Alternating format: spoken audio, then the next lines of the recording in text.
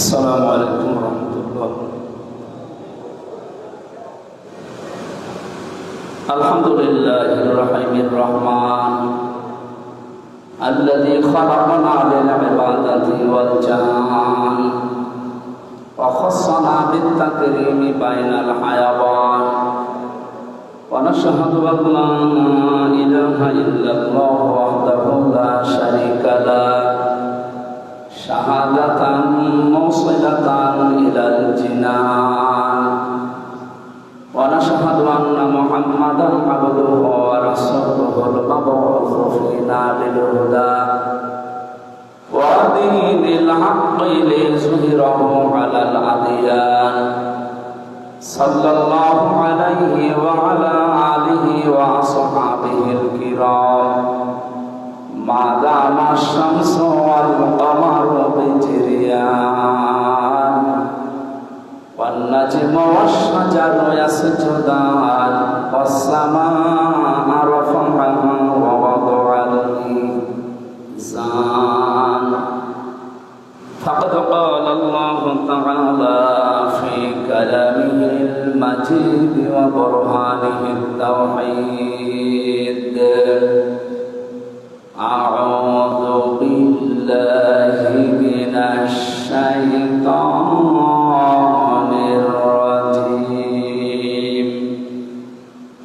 بسم الله الرحمن الرحيم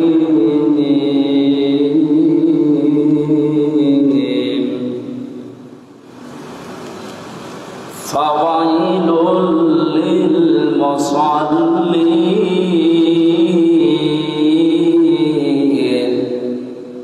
الذين هم عن صلاتهم ساهون الذين هم يراءون ويمنعون الماعون صدقت يا ربنا اللهم صل على محمد وآله وصحبه وبارك وسلم আলহামদুলিল্লাহ প্রশংসা আদায় করছে আমাদের মালিক মহান রব্বুল ইজ্জাত ওয়াল জালালের দরবারে, যিনি পবিত্র জিলহজ মাস জমার দিন আজানের সাথে সাথে তার ঘর মসজিদে আসার তৌফিক আমাদেরকে ভিক্ষা দিবেন। আলহামদুলিল্লাহ। কোরআনে কারিমে আল্লাহ জানিয়েছেন, ইয়া আইয়ুহাল্লাযীনা আমানু ইযা নুদিয়া লিস-সালাহ মিন ইয়াউমিল জুমআতি ফাসআউ ইলা যিকরিল্লাহি ওয়া যারুল বাই' যালিকুম খায়রুল লাকুম ইন কুনতুম তা'লামুন।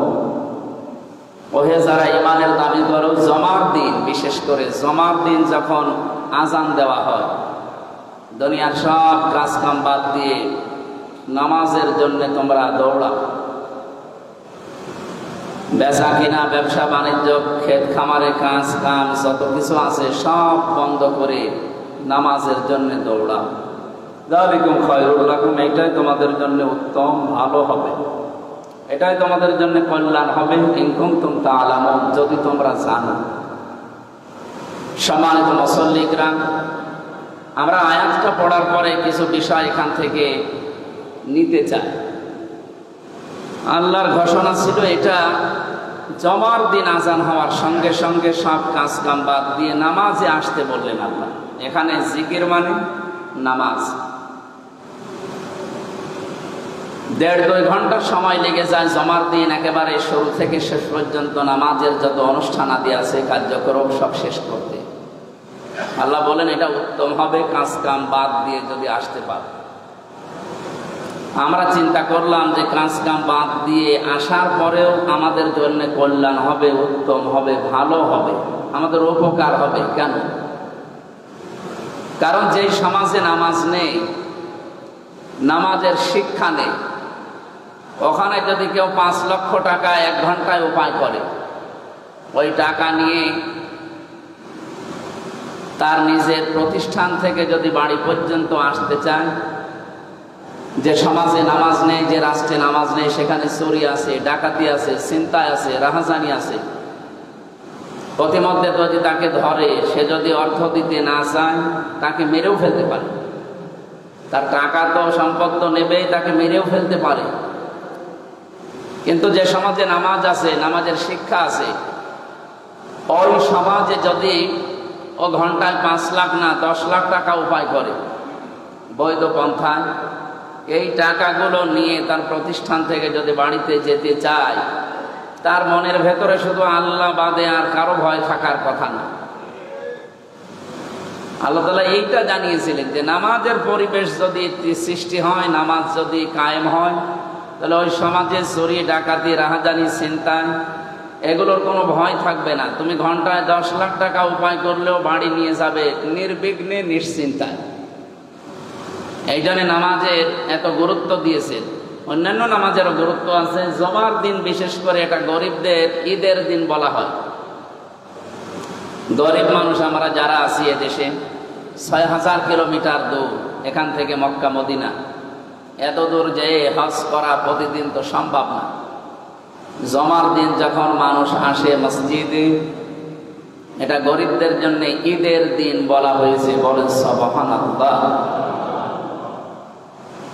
আজকে নামাজের জন্য এসে কোনো মানুষ যদি সামনের কাতারে হুড়োহুড়ি না করে শান্তশিষ্ট ভাবে বসতে পারে, নবীজি বলেন তাকে একটা উট কোরবানি করার সওয়াব দেওয়া হয়। এটা উটের নাম কত বলেন? 15-20 লাখ টাকা। আপনি শুধুমাত্র আজানের সঙ্গে সঙ্গে এসে প্রথম কাতারে একটু বসেছিলেন নামাজের উদ্দেশ্যে, 15 থেকে 20 লাখ টাকা আল্লাহ রাস্তায় সাদকা করার সওয়াব অলরেডি আমরা অনেকে পেয়ে গেছি, আলহামদুলিল্লাহ। এরপরে যে আসে তাকে একটা গরু, এরপরে যে আসে সে একটা ছাগল, এরপরে যে আসে সে একটা মুরগি, এরপরে যে আসে সে একটা মুরগির ডিম। এরপরে যখন ইমাম সাহেব খুতবা শুরু করে দেন, আলোচনা আরম্ভ করে, তখন ফেরেশতারা এটা লেখা বন্ধ করে দেন। অন্তত আমরা যারা এর আগে চলে এসেছি আলোচনায়, কোরআনের কথাগুলো শুনছি, আল্লাহ যেন এই সওয়াব থেকে, নেকি থেকে আমাদেরকে বঞ্চিত না করেন, বলেন আমিন। তাহলে জমার দিনের গুরুত্বটা বুঝলাম যে সব কাজ কাম বাদ দিয়ে কেন নামাজে আসতে হয়। কারণ নামাজের পরিবেশ না থাকলে ওখানে নিরাপদ থাকা যায় না। এই জন্য আল্লাহ দিয়েছেন যালিকুম খায়রুল লাকুম, এটা উত্তম হবে তোমাদের জন্য। কল্যাণ, এর ভেতরে ভালো কিছু লুকিয়ে আছে। আমরা যে সমস্ত দেশগুলোতে নামাজের শিক্ষা দেখেছি, আফগানিস্তানে, সৌদি আরবে, এই জায়গাগুলোতে আমরা দেখি নামাজটা তারপর 100% কায়েম আছে আফগানিস্তানে। বাকি কোনো দেশে 100% নামাজ কায়েম নেই। যতটুকু আছে তারা রাষ্ট্রীয়ভাবে, ব্যক্তিগতভাবে তারা নামাজ আদায় করার কারণে তাদের ব্যক্তি, পরিবার, সমাজ, রাষ্ট্রে শান্তির যে ফলগধারা প্রবাহিত হচ্ছে, আমরা ওই পরিবেশ বাংলাদেশেও দেখতে চাই নামাজের মাধ্যমে, ইনশাআল্লাহ। আপনারা চান না? বলেন, আপনারা চান না? আজকের তেলাওয়াতকৃত আয়াত আপনারা মুখস্থ আছে অনেকে। সূরা মাউনের 4 নম্বর আয়াত থেকে আমরা তেলাওয়াত করেছি 7 নম্বর আয়াত পর্যন্ত। নামাজ একটা গুরুত্বপূর্ণ ইবাদত আমার আল্লাহর কাছে। পৃথিবীর যত বিধান সব জিবরাইলকে দিয়ে আল্লাহ পাঠিয়েছিলেন দুনিয়া, একমাত্র নামাজ আর সিয়াম, এই দুইটা আল্লাহ পাক নিজে আরশে মুহাম্মদ রাসূলুল্লাহকে ডেকে নিয়ে তাকে হাদিয়া দিয়েছেন। 50 ওয়াক্ত নামাজ দিয়েছিলেন, 6 মাস ব্যাপী রোজা দিয়েছিলেন। বিশ্বনবী যখন আসছিলেন আরশ থেকে, প্রতিমধ্যেই জালিলুল কদর নবী হযরতে মুসা পয়গম্বরের সাথে দেখা, ডাক দিয়ে বললেন, ইয়া রাসূলুল্লাহ সাল্লাল্লাহু আলাইহি সাল্লাম, আপনি আল্লাহর সাথে দিদারে গিয়েছিলেন, তার বাড়িতে মেহমান হয়ে। কি দিয়েছে মেহমান হিসাবে? নবীজি আনন্দে বললেন, আল্লাহ আমাকে 50 ওয়াক্ত নামাজ দিয়েছে, 6 মাস ব্যাপী রোজা দিয়েছে। মুসা নবী একদিন বলেছিলেন, ইয়া রাসূলুল্লাহ, আপনার চাইতে আমার মর্যাদা সম্মান অনেক কম, কিন্তু অভিজ্ঞতা আপনার চাইতে আমার অনেক বেশি। কারণ আপনি দুনিয়ার জীবনে আমার পরে গিয়েছেন, আপনার আগে আমি দুনিয়ার জীবন শেষ করে এসেছি। বাস্তবতা আপনার চাইতে আমি অনেক ভালো জানি। আমি দেখেছি আমার উম্মতের উপরে মাত্র 1 ওয়াক্ত নামাজ ফরজ ছিল, এটাই তারা পড়তো না। এই তারা আদায় করে নাই, পালন করে নাই। আপনি 50 ওয়াক্ত পেয়ে আবার আনন্দে আছেন। আপনার উম্মত তো এত শক্তিশালী, এত মজবুত না। ফিরে যান, মহান আল্লাহকে বলেন তিনি যেন নামাজের সংখ্যা একটু কমিয়ে দেন। তিনি গেলেন, আল্লাহ 5 ওয়াক্ত কমিয়ে দিলেন। আবার যান, আবার কমিয়ে দিলেন। এভাবে কমাতে কমাতে 5 ওয়াক্ত এসে দাঁড়িয়েছে। হযরতে মুসা বললেন, ইয়া রাসূলুল্লাহ, আপনি আরেকবার যান। বিশ্বনবী বলেন, মুসা, আল্লাহ আমাকে দিতে চায় আর আপনি খালি কমাতে চান। আমি আর যেতে পারবো না, আমার লজ্জা করে। যা পেয়েছে এটাই আমার যথেষ্ট, থাক। আমার উম্মত পারবে, আমার আশা। 6 মাস রোজা দিয়েছিলেন, কমাতে কমাতে এসে 1 মাসে দাঁড়িয়েছে। বিশ্বনবীকে আল্লাহ জানিয়ে দিলেন, হে রাসূল, আমি কিন্তু 50 ওয়াক্ত লিখে ফেলেছিলাম। যেহেতু আমার লিখিত কোনো জিনিস পরিবর্তন হয় না। ওয়াতাম্মাত কালিমাতু রাব্বিকা সিদকাও ওয়া আদলা লা মুবাদদিলা লিকালিমাতি ইলা আখিরি আয়াত। সূরা আনামের 115 নম্বর আয়াতের প্রথম অংশে আছে, আল্লাহ পাক বলেন, আমার যে কালাম, আমার কথা, এটা পরিপূর্ণ সত্য এবং ইনসাফ দিয়ে।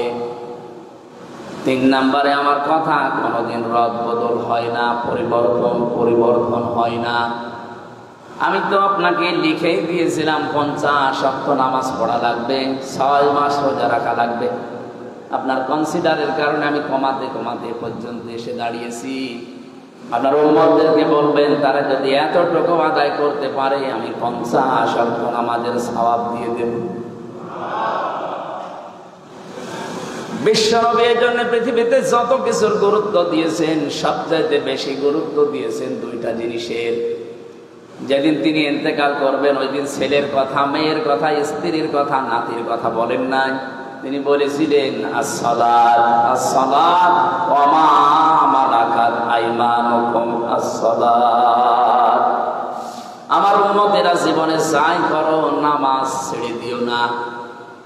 আর অধীনস্থ লোক যারা আছে, এদের সাথে ভালো ব্যবহার করবা। জীবনের শেষ কথা ছিল তার এই 2টা।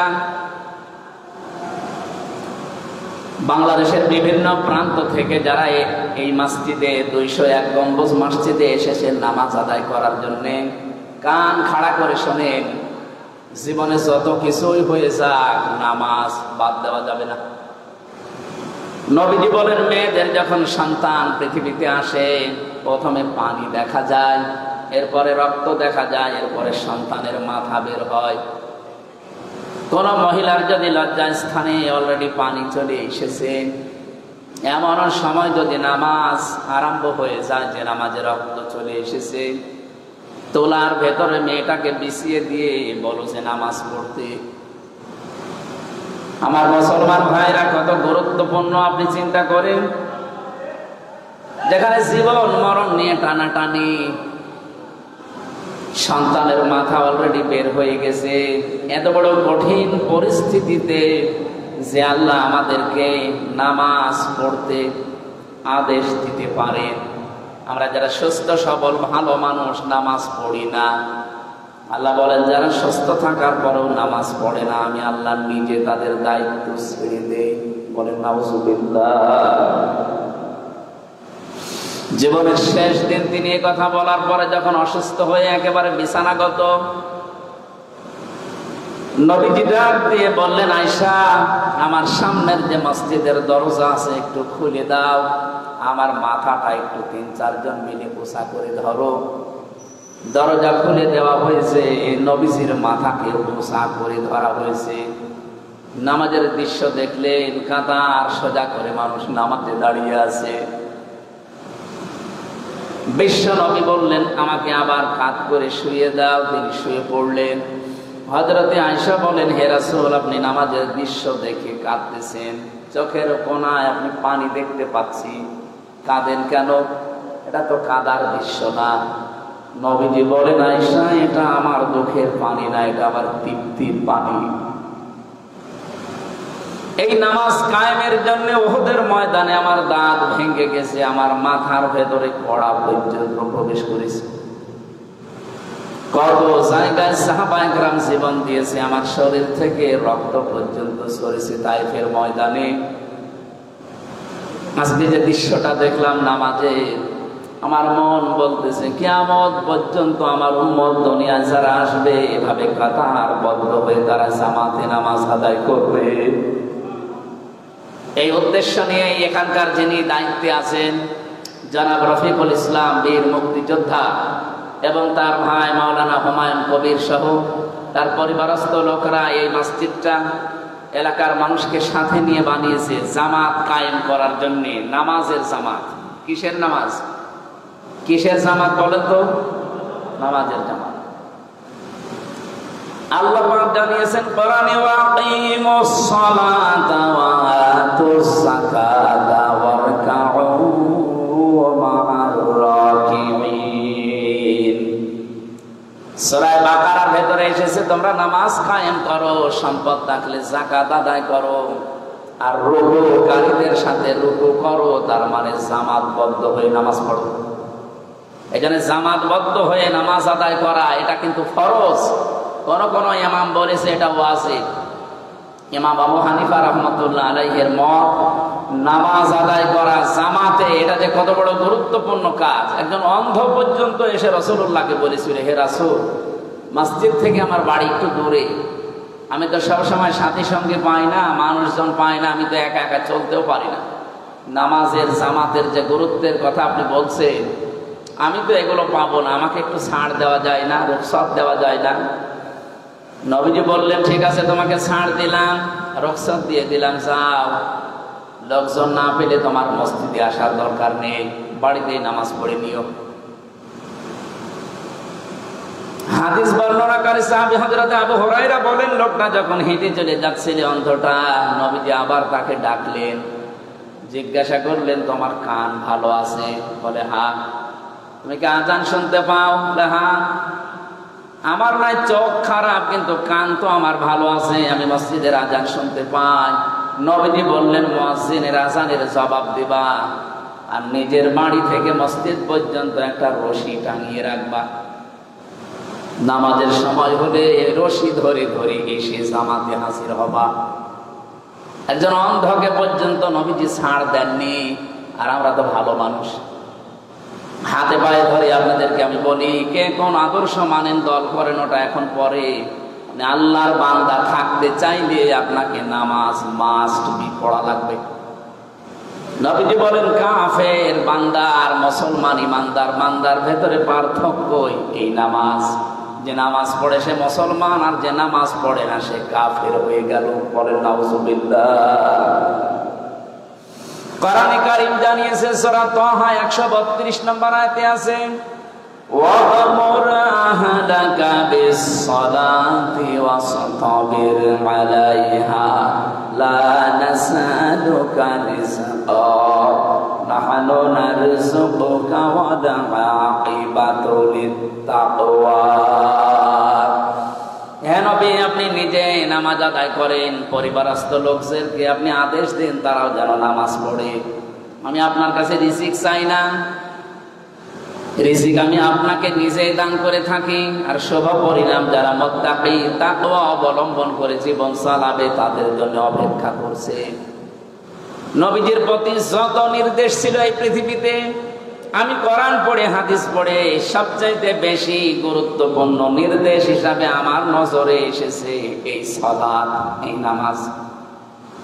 এজন্য আহ্বান জানাবো, জীবনে আর যাই করে নামাজ ছেড়ে দেওয়া যাবে?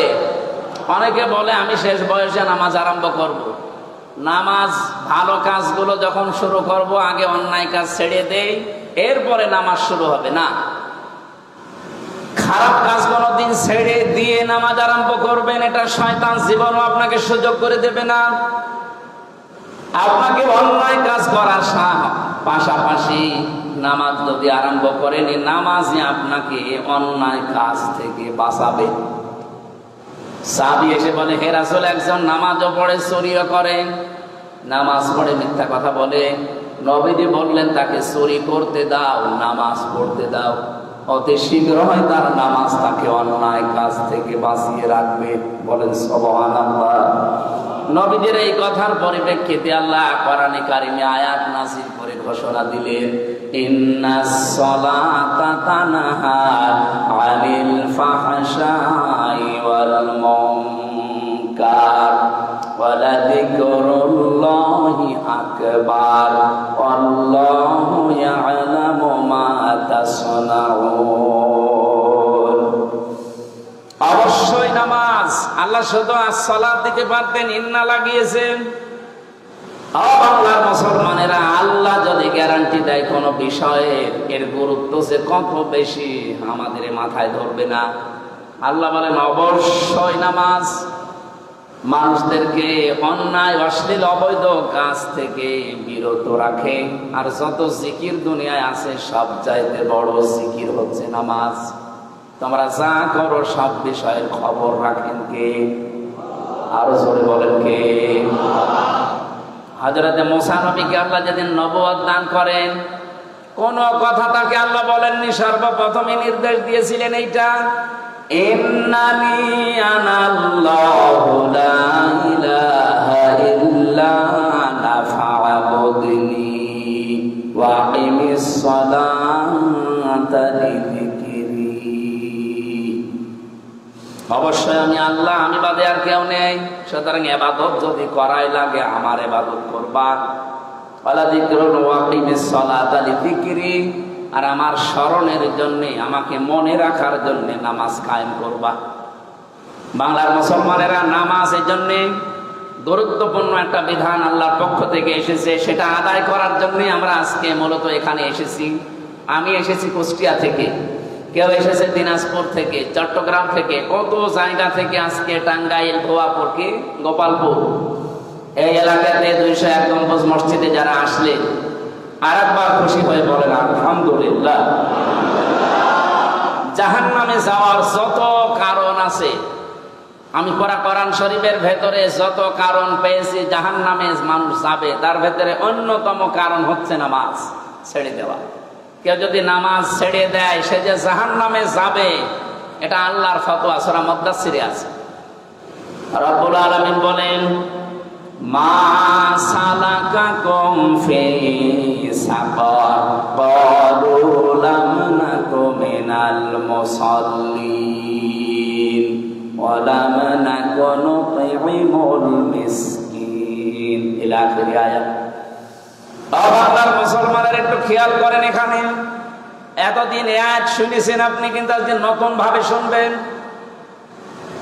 আল্লাহ বলেন জাহান্নামের ফেরেশতা মালিক, দারওয়ান যিনি দাঁড়িয়ে আছে গেটে, এই সাকার নামে একটা দরজা আছে জাহান্নামের, এটা ভয়ঙ্কর একটা দরজা। এখানে যত মানুষ যাবে, ফেরেশতা জিজ্ঞাসা করবে, কেন জাহান্নামে আসলেন? এই জায়গাটা তো ভালো না। যতগুলো মানুষ জাহান্নামে যাচ্ছে, ওই দলের সবাই বলবে লাম নাকু মিনাল মুসাল্লিন, আমরা মুসল্লি ছিলাম না, নামাজ পড়তাম না।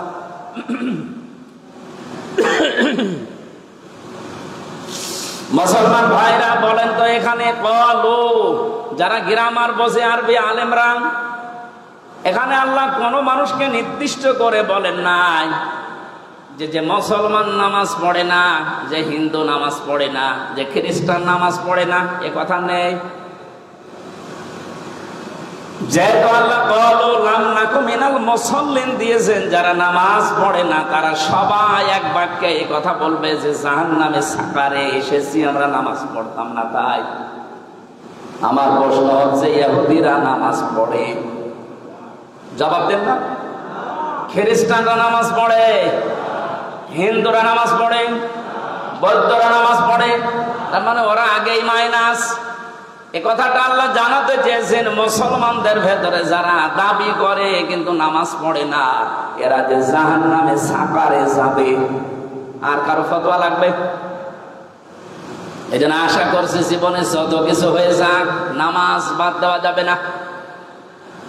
বিশেষ করে ফরজ নামাজ, আপনি সময়ের অভাবে যদি সুন্নত নফল নামাজগুলো পড়তে না পারেন, পরবর্তীতে পড়ে নিয়েন, কিন্তু ফরজ নামাজ মাস্ট বি, এটা পড়াই লাগবে। মুসা আলাইহিস সালামের জামানায় আল্লাহ একবার মুসাকে আদেশ দিলেন, একজন কামারকে সুসংবাদ জানাও, সে আল্লাহর জান্নাতি। হযরতে মুসা আবেগপূর্ণ নবী ছিলেন, কিছু শুনলে শুধু জিজ্ঞাসা করতেন, ডাক দিয়ে বলে, রব্বুল আলামিন কি এমন কাজ করে যে তার এই জান্নাতের সুসংবাদ দেওয়া লাগবে? আল্লাহ বলেন, একটু যাও বাজারের ভেতরে, কামার বিভিন্ন জিনিস তৈরি করছে লোহা লক্কর পিটিয়ে।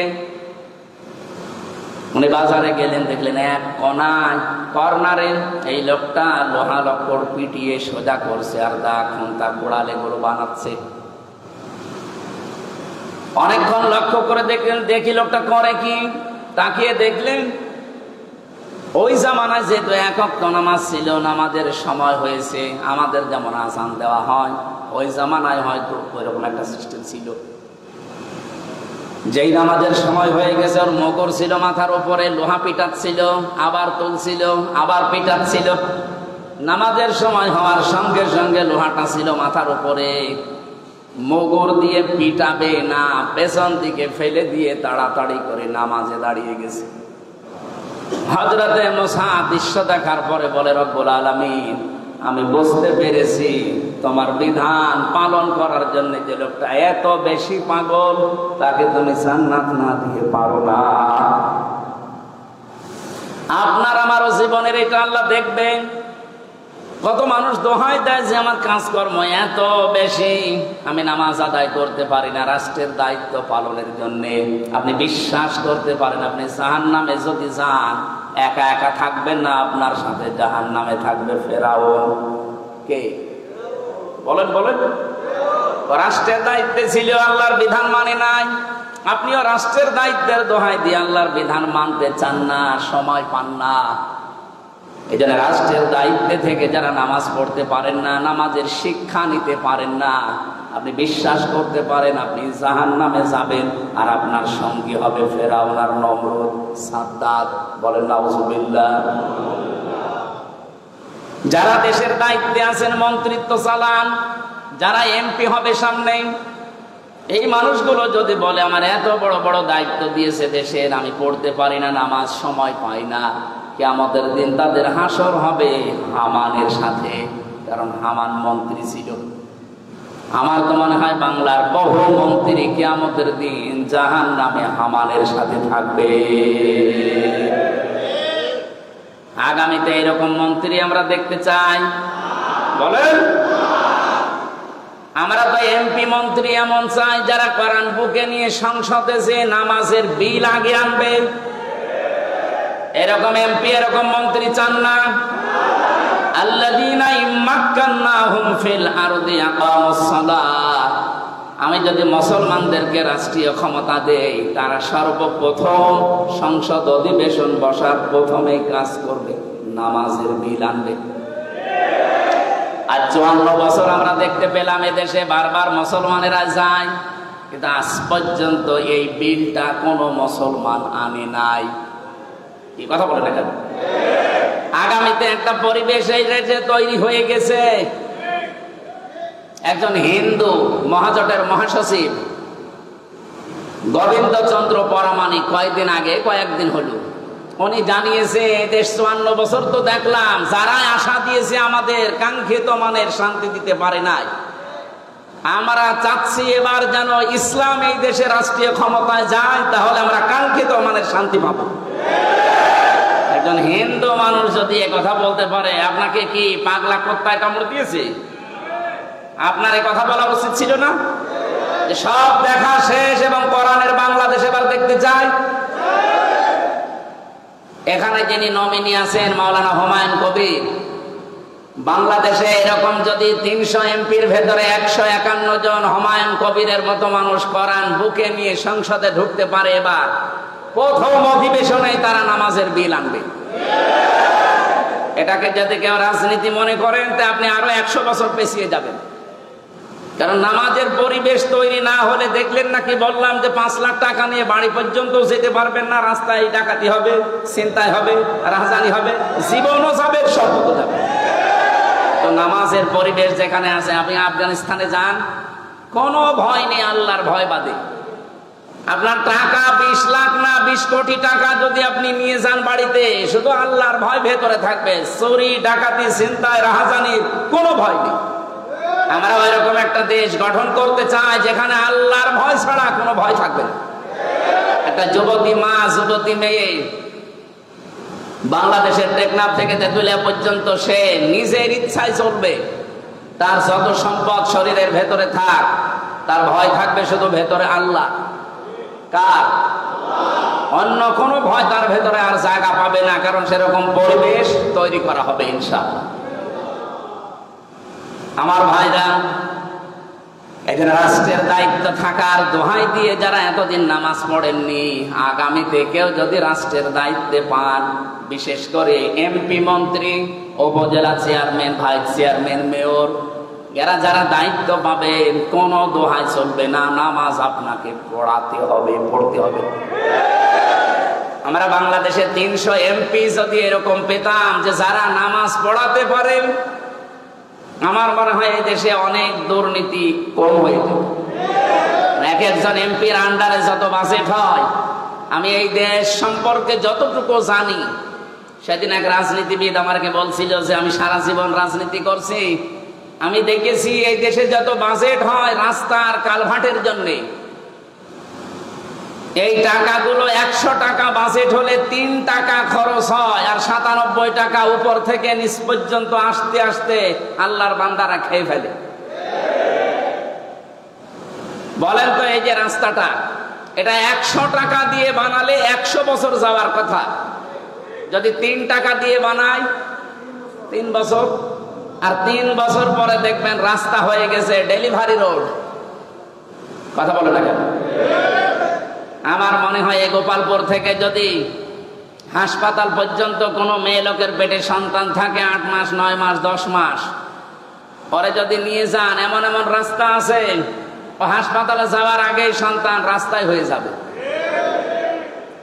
অনেকে আবার বলছে এটাও তো ভালো, খরচ তো বেশি গেল। কত বড় শয়তান! আমি এ কথা আন্দাজে বলছি না, গ্যারান্টি আছে এবং আমার কাছে তথ্য আছে। আমার দাদা নিজে চেয়ারম্যান ছিলেন, উনি আমারে বলতেন বেঁচে থাকা অবস্থায় যে যত টাকা বাজেট হয় রাস্তার জন্য, সবগুলো যদি আমরা খরচ করতে পারতাম, ডানে বামে যদি না যেত, এদেশে 1 ইঞ্চি রাস্তা কাঁচা থাকার কথা না।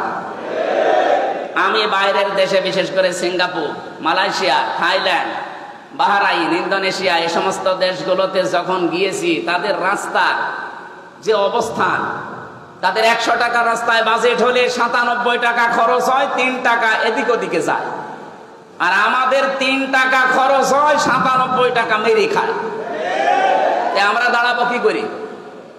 কি কথা বলেন না কেন? কিন্তু আপনাদের এখানকার যিনি নমিনি, বাংলাদেশ জামাত ইসলামী থেকে যাকে দেওয়া হয়েছে মাওলানা হুমায়ুন কবির, আমিরে জামাত ডাক্তার শফিকুর রহমান হাফিজাহুল্লাহ, উনি ঘোষণা দিয়েছেন এই দেশে 300 এমপি জামাত থেকে মনোনয়ন দেওয়া হয়েছে। এরা যদি পাশ করে, এদের 5 বছর পরে 1 টাকা বাড়বে না, যা আছে আরো কমে যাবে। আমি গ্যারান্টি চাই, বাংলাদেশে এখনো 73টার উপরে রাজনৈতিক দল আছে, সব দল যেন এই ঘোষণা দেয় যে আমার দল থেকে কেউ এমপি হলে 5 বছর পরে তার 1 টাকা বাড়বে না, যা আছে আরো কমে যাবে।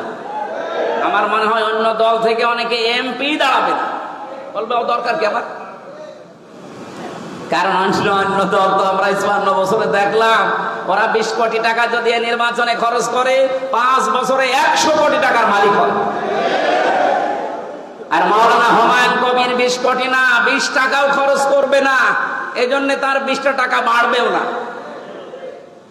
আমরা গ্যারান্টি দিতে পারি যে টাকা বাজেট হয়, এই টাকা যদি এলাকার মানুষকে দেওয়া যায়, ভেসে যাবে। এত টাকা বাজেট হয়, হাজার হাজার কোটি টাকা আসে, কিন্তু মন্ত্রণালয় থেকে শুরু করে, সচিবালয় থেকে শুরু করে, এই গ্রামের মেম্বার পর্যন্ত আসতে আসতে 97 টাকা শেষ, 3 টাকার কাজ হয়। রাস্তা টিকবে কি করে? এই দেশটা মালয়েশিয়ার মতো দাঁড়িয়ে যাওয়া সম্ভব শুধুমাত্র এই দেশের এই নামাজের শিক্ষাগুলো আছে এইটা চালু করে দেয়। এই জন্য নামাজ আমরা অনেকে পড়ছি, নামাজ পড়ার পরেও আমাদের চরিত্র সংশোধন হচ্ছে না। আল্লাহ রাব্বুল আলামিন আমার তেলাওয়াতকৃত আয়াতে এটা জানিয়েছেন। আমি আরেকটু বলতে চাই, কিয়ামতের ময়দানে সবচাইতে বেশি অপমান করা হবে বেনামাজি মানুষদেরকে। আল্লাহ পাক বলেন, ইয়াউমা ইউকশাফু আন সাকি ওয়া ইউদআউনা ইলা সুজুদি ফালা ইস্তাতিউন খাশিআতান আবসারুহুম তারহাকুহুম যিল্লাহ ওয়া ক্বাদ কানু ইউদআউনা ইলা সুজুদি ওয়া হুম সালিমুন। পায়ের গোছা যেদিন খোলা থাকবে, তার মানে কিয়ামতের ওই কঠিন ময়দানে মানুষদেরকে ডাক দেওয়া হবে, একটু সেজদা দাও দেখি আল্লাহকে। দুনিয়ায় যারা বেনামাজি ছিল তারা সক্ষম হবে না আল্লাহকে সেজদা দিতে। লাঞ্ছনা, অপমান, অপদস্থ তাদের চেহারার ভেতরে ঝেঁকে বসবে, ফুটে উঠবে। আল্লাহ আমাদেরকে যেন রক্ষা করেন, বলেন আমিন। নামাজ পড়লে যে পুরস্কারের কথাগুলো শুনলেন, নামাজ না পড়লে কি সেইটা আজকের আলোচনার বিষয়। ফাওয়াইলুল লিল মুসাল্লিন, আল্লাহ বলেন ধ্বংস হয়ে যাক ওই মানুষগুলোর জন্য, আক্ষেপ, আফসোস যারা নামাজ পড়ে। এতক্ষণ তো না পড়লে কি হয় শুনলেন, এখন শুনছি নামাজ পড়লেও সমস্যা। ফাওয়াইলুল লিল মুসাল্লিন, মুসল্লিদের জন্য আক্ষেপ, আফসোস, মুসল্লিরা ধ্বংস হয়ে যাবে। তাহলে মুসল্লি না হয় ভালো ছিল। নামাজ না পড়লে এতক্ষণ শুনলেন কি কি হয়, কত রকমের যন্ত্রণা সামনে আসতেছে। আর নামাজ পড়লেও সমস্যা। কোন নামাজ পড়লে সমস্যা? আল্লাযীনা হুম আন সালাতিহিম সাহুন, ওই নামাজিগুলোর জন্য ধ্বংস, ওই নামাজিগুলোর জন্য আক্ষেপ, আফসোস যারা নামাজ সম্পর্কে উদাসীন, বেখবর। সাহুন শব্দের ব্যাখ্যা আমি তাফসিরে পেয়েছি চারটা, এদিকে তাকান। এই পৃথিবীতে যারা নামাজ পড়ে কিন্তু চারটা বিষয় তারা মানে না, ওই মানুষগুলো নামাজ পড়েও ধ্বংস হবে, জাহান্নামে যাবে। এক নম্বরে নামাজের ভেতরে যাদের খুশু খুজু নেই। প্রশ্ন আসতে পারে, খুশু খুজু এটা কি? নামাজের ভেতরে মন তৈরি করা। নবীজি বলেন, মানুষ যখন নামাজে দাঁড়াবে সে যেন এই মনে করে দাঁড়ায় যে আমি আল্লাহর সামনে দাঁড়িয়ে আছি, আমি আল্লাহকে দেখতে পাচ্ছি। কান্না কাতারহ, যদি সে দেখতে না পায় সে যেন এই বিশ্বাস নিয়ে নামাজে দাঁড়ায় যে আল্লাহ আমাকে অবশ্যই দেখতে পাচ্ছে।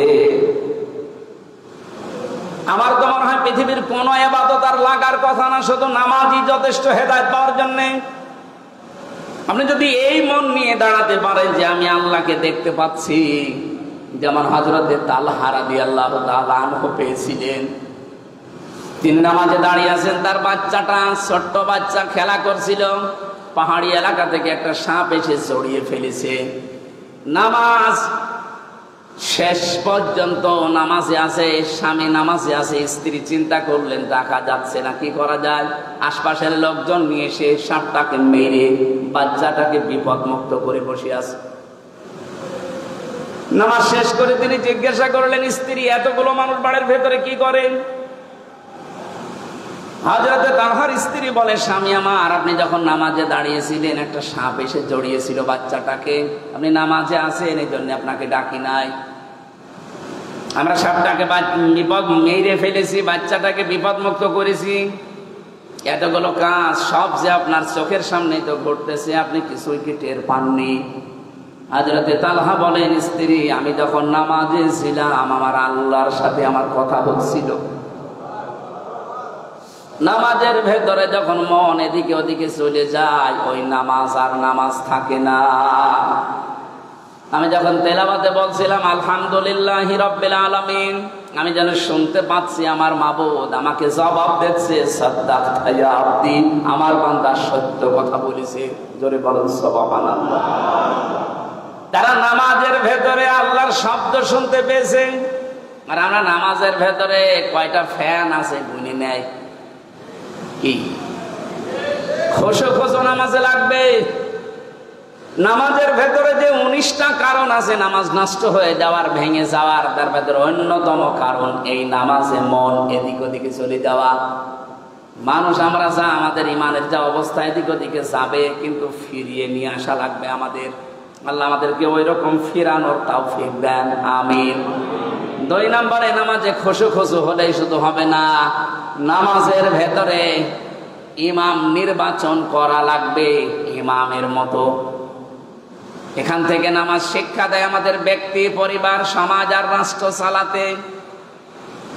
এই মসজিদটার ইমাম যিনি আছেন তাকে নিয়োগ দেওয়ার জন্য কত কিছু আপনারা দেখেছেন। বলেন, তার দাড়ি সুন্নতি কায়দায় আছে কিনা, সে নিজে ইসলামের উপরে চলে কিনা, এমনকি তার পরিবার পর্যন্ত পর্দায় থাকে কিনা, এইটাও দেখা হয়েছে।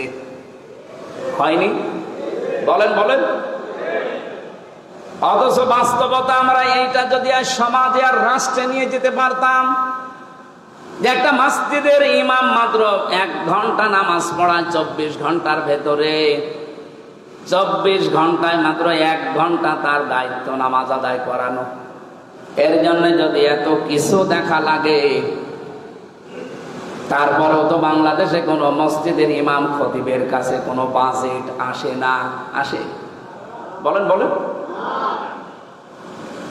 এটাকে নিয়োগ দেওয়ার জন্য এত কিছু দেখছেন, তাহলে যে এই দেশের যিনি মেয়র হবেন, যিনি উপজেলা চেয়ারম্যান হবেন, যিনি ইউনিয়নের চেয়ারম্যান হবেন, যিনি এমপি হবেন, 4.5 লাখ 5 লাখ মানুষের দায়িত্ব যার ঘাড়ের ওপরে, আর যিনি প্রধানমন্ত্রী হবেন, রাষ্ট্রপতি হবেন, 18 কোটি মানুষের দায়িত্ব যার ঘাড়ে।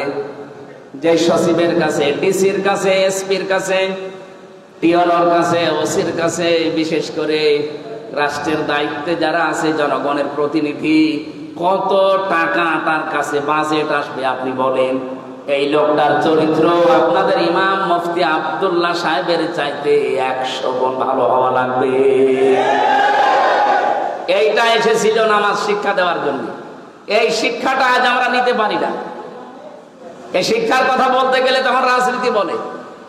এইটা 54 বছর নিতে পারেনি, এই জন্যই তো এত দুর্নীতি। আমরা আগামী থেকে এই দৃশ্য আর দেখতে চাই না। নামাজের এই দ্বিতীয় পয়েন্ট যেটা, এটা আমাদের সময় এসে গেছে। ইমাম সাহেবের যদি এত কিছু দেখা লাগে, তার মাথা থেকে পা পর্যন্ত, আগামীতে যিনি ভোটে দাঁড়াবে তাকে ভোট দেওয়ার আগে ভাববেন যে ওর মাথা থেকে পা পর্যন্ত কি দেখার মতো আছে, নাকি খোঁজ খবর নেওয়া দরকার। আমার মনে হয় বাংলাদেশে আর কিচ্ছু লাগবে না। নামাজের এই 4টা শিক্ষা যে আছে, এগুলো মেনে নিলে এদেশে ইসলাম আগামীতে কায়েম হতে বাধ্য। আর কিচ্ছু লাগবে না, কারণ 92% মুসলমান এখানে। অন্যান্য ধর্মের যারা আছে তারাও চাচ্ছে যে ইসলাম আসুক, আমরা নিরাপদে থাকতে পারবো। কয়েকদিন আগে হিন্দু, বৌদ্ধ, খ্রিস্টান ঐক্য পরিষদের ব্যানারে বাংলাদেশ জামাত ইসলামীর ডাকে একটা অনুষ্ঠান হয়েছিল কুষ্টিয়ায়। আমাকে আলোচনা করার জন্য 10 মিনিট সময় দিল। আমি বললাম, হিন্দু দাদাদেরকে, খ্রিস্টানদেরকে, বৌদ্ধদেরকে আপনারা কথা বলতে দেন তো। হিন্দু যিনি আছেন সভাপতি কুষ্টিয়ার, উনি মাইক হাতে নিয়ে ভয়ে ভয়ে বলছে, আমরা তো খুব আতঙ্কে আছি। এদেশে যারা ইসলামপন্থী আছেন গ্যারান্টি দিতে পারবেন, যদি ইসলাম আসে এদেশে, তাহলে আমাদের যে অধিকার আছে আমরা অধিকারগুলো ফিরে পাবো। এতদিন কথা অনেকে দিয়েছে, কেউ কথা, কে যেন বলেছিল না, কেউ কথা রাখে না। আমরা ওই দিন গ্যারান্টি দিয়েছি, ইসলাম যদি সত্যি এবার আসে, সংখ্যালঘু সংখ্যাগুরু বলে বাংলাদেশে কিছু থাকবে না। সবাই এই দেশের বৈধ এবং সম্মানিত নাগরিক আমরা। আর আমাদের সম্মান সরাসরি দিয়েছে আমাদের আল্লাহ। ওয়ালাকাদ কাররামনা বানি আদম, বনি আদম সন্তানের সম্মান কে দিয়েছে? আল্লাহ বলেননি ওয়ালাকাদ কাররামনা বানি মুসলিমিন, আমি মুসলমান সন্তানদের সম্মান দিয়েছি না। বনি আদম সন্তান যারা, তারাই সম্মানিত। কিন্তু দুঃখজনক হলেও সত্য, এই 54 বছরে সবচাইতে বেশি সিনিমিনি খেলা হয়েছে এই আদম সন্তানের সম্মান নিয়ে। সম্মানিত মানুষদের কোন সম্মান ছিল? বলেন। আপনাদের এই আসনের সাবেক মন্ত্রী যিনি, আলহাজ আব্দুল সালাম পিন্টু ভাই, নাম শোনেননি? এই লোকটা 17 বছর জেল খেটে আমার সাথে ছিল 3 বছর, পাশাপাশি বিল্ডিং এ ছিলাম। উনি ছিল 2 নম্বরে, আমি ছিলাম 4 নম্বরে। এই যে এই মানুষটা 17 বছর জীবন থেকে হারিয়ে গেল তার, এখন তিনি খালাস পেয়েছেন। খালাস পাওয়া মানে তার দোষ খুঁজে পাওয়া যায়নি। আমাকে 3 বছর পরে ছেড়ে দিয়েছে, আমার মামলা খারিজ করে দিয়েছে। আদালত কর্তৃক প্রমাণিত যে আমার বিরুদ্ধে মিথ্যা ছিল, যা রিপোর্ট সবগুলো বানোয়াট, একটাও সত্য না, এই জন্য খালাস দিয়েছে। তাহলে 3টা বছর আমার জীবন থেকে কেটে নিলেন, আপনি 3টা বছর ফেরত দিতে পারবেন? পেন্টো সাহেবের জীবন থেকে 17 বছর ছিনিয়ে নিলেন, ফেরত দিতে পারবেন? বলেন। এই জন্য আমরা চাচ্ছি আগামী থেকে যে মানুষগুলো ভয়ে ভয়ে যারা কাজ করে, ভয়ে ভয়ে আছে, এই মানুষগুলো যে বলছে আমাদের অধিকার আমরা ফিরে পেতে চাই, ইসলাম আসলে যার যে অধিকার সেটা ফেরত পাবেন, যেহেতু আল্লাহ সম্মান দিয়েছেন, এটা মানুষের বানানো না। আগামীতে বাংলাদেশে মানব সন্তানের সম্মান নিয়ে কেউ যেন সিনিমিনি খেলতে না পারে, সেই রাস্তা আবিষ্কার করা লাগবে। এটার জন্য একমাত্র শুধুমাত্র কেবলমাত্র পথ ইসলাম। ইসলামের বাইরে কোনো পথে আপনি এই সম্মান দিতে পারবেন না। ইসরায়েলের মতো এরকম মহা প্রতারক একটা জাতি ইহুদি, এই পৃথিবীর নিকৃষ্ট মানুষ এই নেতানিয়াহু, এতদিন পর্যন্ত ফিলিস্তিনে যে ধ্বংসযজ্ঞ, হত্যাযজ্ঞ, এই লীলা কাণ্ড চালিয়েছে, কেউ কিছু বলে নাই দুনিয়ায়। এখন ইরানের হাতে পড়েছে, টের পাচ্ছে। কালকে থেকে আরম্ভ হয়েছে, বলছে কেন্দ্রে বাসি ছেড়িয়ে দে মা, কেন্দ্রে বাসি, যুদ্ধ বন্ধ করেন, আমরা শান্তি চাই, আমাদেরকে ফরগিভ আস, মাফ করে দে। কিসের মাফ? কোনো মাফ নেই। সারা বিশ্বের মুসলমানদেরকে আহ্বান জানাবো, 57টা মুসলিম রাষ্ট্রের প্রধান যারা আছেন, অমুসলিম যারা, রাশিয়া, উত্তর কোরিয়া, চীন, এরা পর্যন্ত এখন সাপোর্ট দিচ্ছে ইরানকে, যে চালান আপনারা। তারা মানবিকতার কারণে যদি সাপোর্ট দিতে পারে, আমরা ইমানের কারণে 57টা মুসলিম দেশ সাপোর্ট দিতে পারবো না? এখন এই আকীদার প্রশ্ন বাদ দেন, সব সময় আমরা থাকবো জালেমের বিরুদ্ধে, মাজলুমের পক্ষে। সুতরাং ইরান যা করছে, পৃথিবীর নিকৃষ্ট জাতি ইহুদিদের মানচিত্র যেন দুনিয়ায় না থাকে, আমরা এইটা চাই। সর্বাত্মক সহযোগিতার আশ্বাস আমরা দিতে পারবো না ইনশাল্লাহ। আমরা নামাজের পরিবেশ কায়েমের মাধ্যমে আমাদের দেশে শান্তি আমরা স্থাপন করতে চাই। 3 নম্বরে যারা ধ্বংস হবে নামাজ পড়ার পরেও, যারা নামাজে যেটা পড়ে ওইটা বোঝে না। আর আমার মনে হয় বাংলাদেশে এরকম মানুষ 100 জনের 95 জন। এই জন্য আমরা নামাজের যা তেলাওয়াত করি পড়ি, এটা যেন বুঝি, সেই সিস্টেমগুলো চালু করার দরকার। 4 নম্বরে নামাজের ভেতরে ইমাম সাহেব ভুল করলে যেমন আল্লাহু আকবার বা সুবহানাল্লাহ বলে লুকমা দেওয়া লাগে, ভুল ধরা লাগে, আমরা যাদেরকে সামনে পাঠাবো, সে এমপি হোক, মন্ত্রী হোক, উপজেলা চেয়ারম্যান হোক, মেয়র হোক, যে যে দায়িত্বে থাকবে, 64 জেলার 64 জন ডিসি, এসপি, এএসপি, টিওনো, ওসি, যারাই দায়িত্বে আছে, 1628 জন মানুষ। কত? এই 1628 জন মানুষ যদি মানবতার বিরুদ্ধে যায়, দেশের বিরুদ্ধে যায়, আল্লাহ রাসূলের বিরুদ্ধে যায়, ইমাম সাহেবের মতো তাদেরকে ঐক্যবদ্ধ হয়ে ভুল ধরা লাগবে, সতর্ক করা লাগবে। এই 4টা কাজ যারা করে না, তারা নামাজ পড়েও ওয়াইল নামক দোজখে যাবে। এটা এত নিকৃষ্ট, এই জাহান্নামে যাদেরকে আল্লাহ দেবে, ওয়াইল নামক এই জাহান্নামে, একটা গর্ত জাহান্নামে। নবীজি বলেন এই জাহান্নামে যারা যাবে তাদের চামড়া মোটা হবে 400 কিলোমিটার। চামড়া যদি 400 কিলোমিটার হয়, শরীর হবে কত কিলোমিটার? আমি গায়রুনের ব্যাখ্যা পড়েছি তাফসিরে, ওয়াইলুনের ব্যাখ্যা পড়েছি। এত বড় বড় কঠিন জায়গা এগুলো, এই নামাজি যারা নামাজের শিক্ষা নিতে চায় না, তাদেরকে আল্লাহ এই জায়গাগুলোতে দেবেন। আল্লাহ আমাদের হেফাজত করুন। আপনারা 1টা পর্যন্ত সময় দিয়েছিলেন, আমরা 1:05 বাজে, এখন আর মনে হয় কথা বলা ঠিক হবে না। আয়াতগুলো আগামী থেকে যদি আবার কোনো